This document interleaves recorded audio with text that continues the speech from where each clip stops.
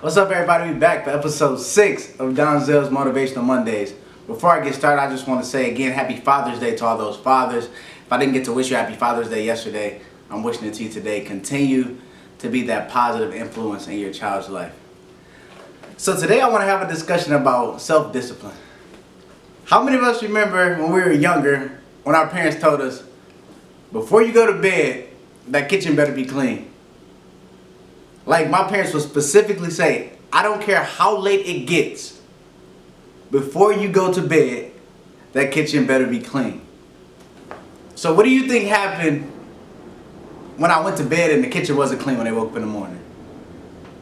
I either got a whooping, I got a punishment, I got something. There was some discipline that was enforced by my parents for me not getting that kitchen clean.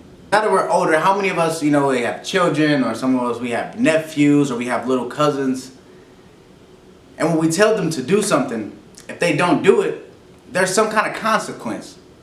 Like, we have to discipline them for their actions. I find it very interesting how some of us, we can discipline our children, our nieces and nephews, our cousins, but when it comes to ourselves, if we tell ourselves that we have to complete this today, or we have to get something done, and we don't do it, there's no consequence for our actions. There's no discipline being enforced when we don't do what we're supposed to do. I have 3 principles that I want to share with you today on ways to develop self-discipline. The first one is to stick to the script. How many of us out there, we have calendars, we have planners, we have a set agenda, we have a list of different things that we said we're going to complete, but then someone texts us or calls us and says, hey, there's a birthday party going on today, or there's a happy hour event, or you should come to this different event we're having. And we'll forget about the list of things that we have to do, and we'll go do those things. And we say, oh, it's okay, I'm just going to go do this once. But if you set your mind that you're going to get these things done today, sometimes you have to say no.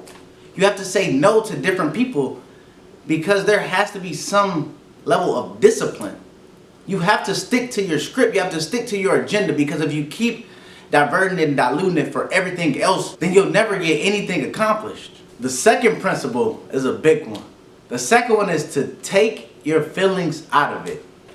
How many of us have just been super motivated, or one day we're just knocking out all our goals, we're knocking down our to-do lists, we're just killing it. But then the next day we're just like, we're kind of down and we're not as motivated, and we ask ourselves what's wrong, and it's just like, I don't feel like it, or I'm tired.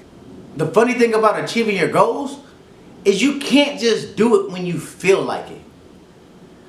Like, you can't just one day, you're super motivated, I feel good, but when things get tough, I don't feel like it anymore.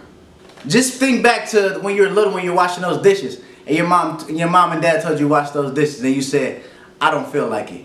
You still had to do it, right? So the same thing with your goals. Like, you still have to do it. Just because you don't feel like it, you have to take your feelings out of it. Even in the Bible, Jesus says, love because I loved. He didn't say, love when you feel like it, love sometimes, or you can love now, but if you're having a rough day, you don't have to love. He said, love because I have loved. So we have to get to a point where you have to take your feelings out of it. You can't let your emotions drive your actions on how you achieve your task. It doesn't matter how you feel. Sometimes you have to do things when you don't feel like doing it. And the third principle is, you have to punish yourself. Like, there has to be some type of consequences for your actions. There are times when I've said, you know what, I'm going to work on my speech today. And then I let the whole day go by. And then finally, at the end of the night, I'm like, oh man, I didn't work on my speech. But I can't just go to bed. Like, there has to be some consequence for my actions.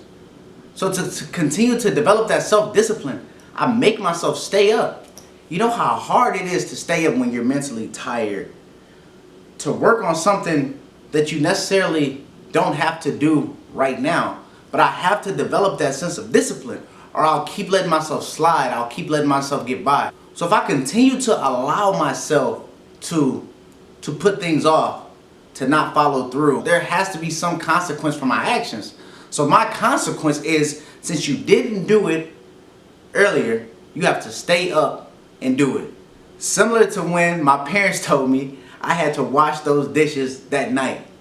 If they woke up in the middle of the night and those dishes weren't washed, they would wake me up and I would have to wash those dishes at night. Do you know how frustrating it is to wash dishes when you have sleep? But there had to be some discipline. From them making me stay up to wash those dishes, that developed self-discipline in myself. Like, hey man, you have to wash these dishes at a decent hour or force the consequences of having to stay up and wash them. The main difference that separates successful people from unsuccessful people is discipline. Discipline is doing what needs to be done even when you don't want to do it. Do you lack self-discipline?